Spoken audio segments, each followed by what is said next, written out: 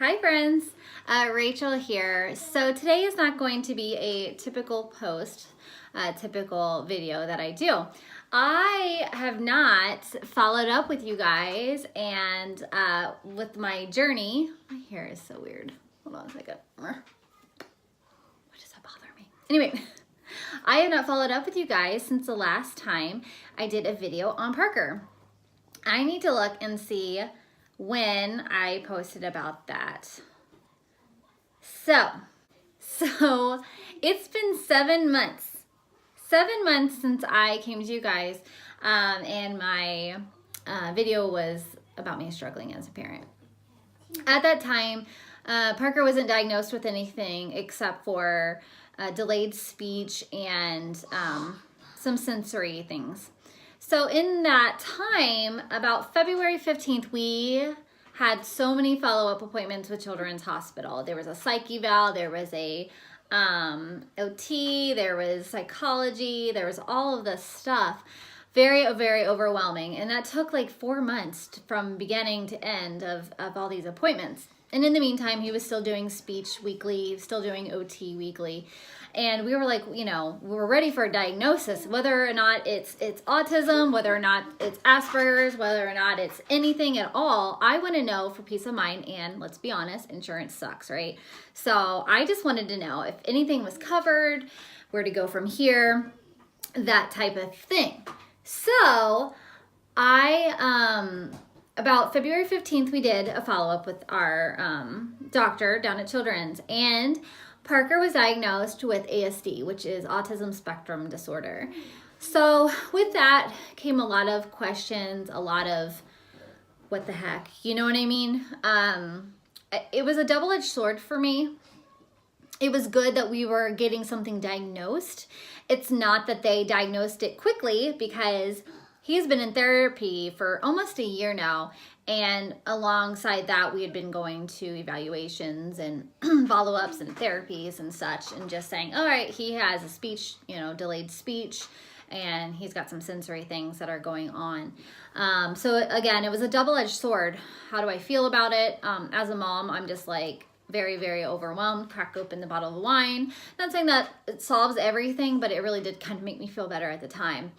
I didn't really have any questions at that time. So thank God my husband is very knowledgeable, medically savvy as well, of, what to ask, when to ask it. He was overwhelmed, but men, I swear, have like a different way of, how they adjust and figure out things and deal with things.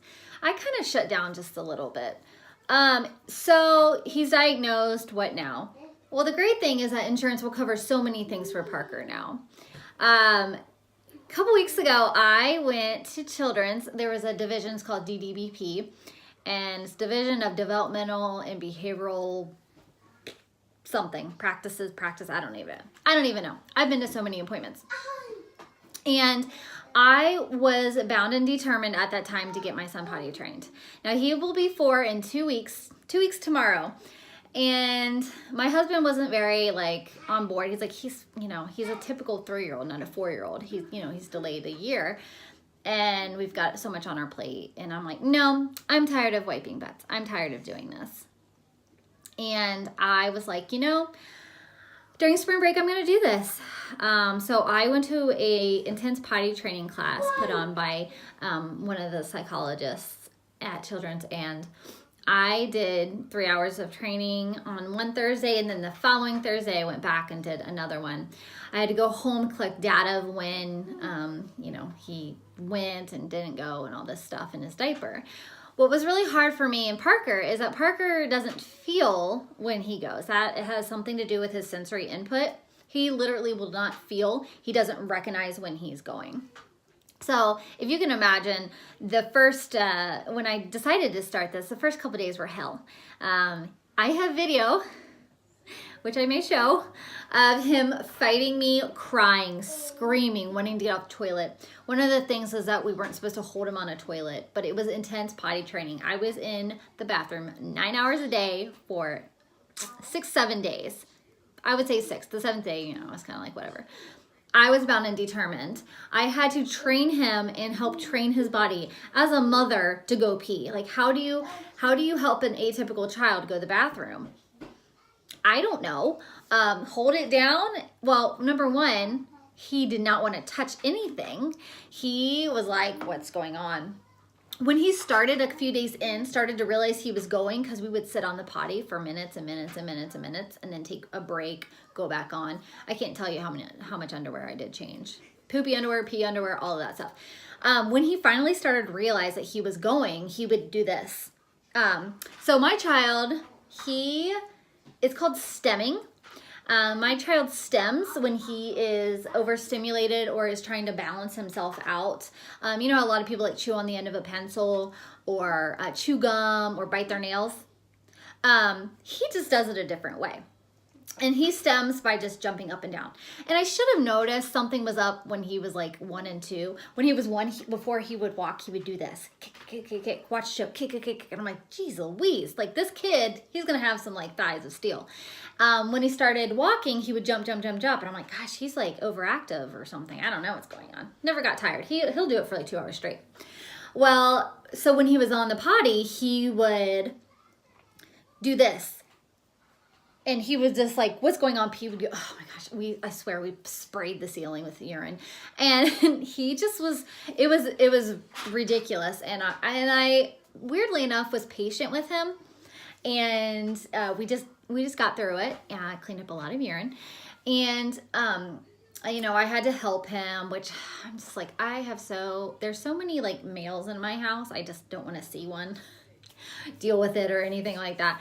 But, I helped him, and even when I was helping him, he would just kind of like do this. I'd be like, come on, Parker, hold it down, you know, because we started sitting down. He did not want nothing to do with it. Nothing. What? You're fine. Nothing to deal with it. Nothing to do with it.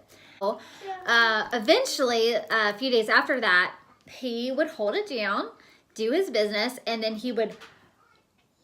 Wow. And he was like connecting, like his brain was connecting with his body of, I'm doing this.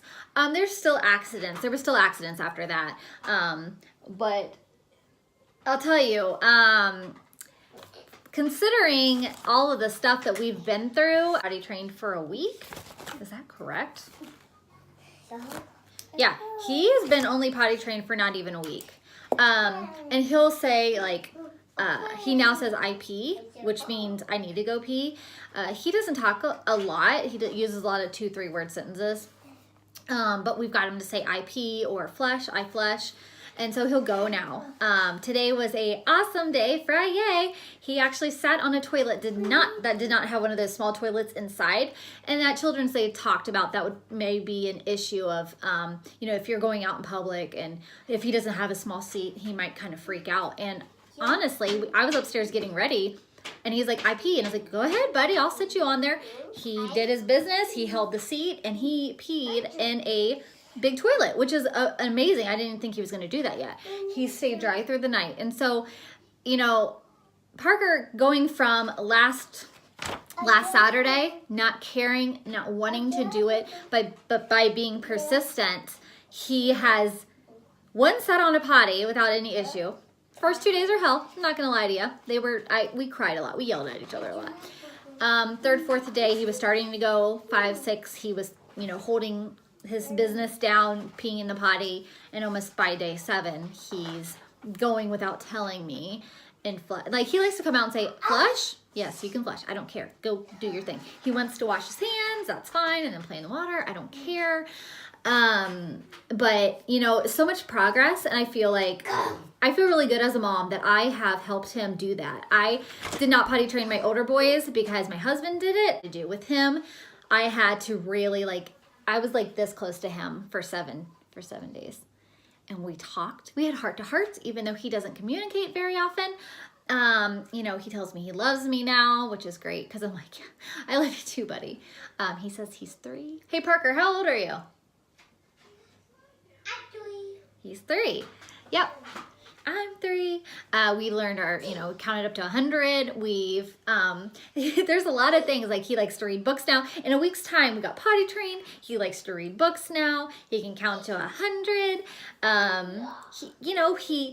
He is in tune with his body now. I feel pretty good as a mom right now. It's Friday, you guys. So I'm really excited about that.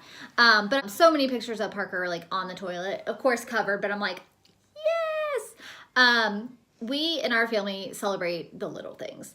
We celebrate him using a new word. We celebrate him having a great day at school. We was able to sit or stand during spring pictures. First fall pictures, he screamed bloody murder, was scared of the umbrella lights.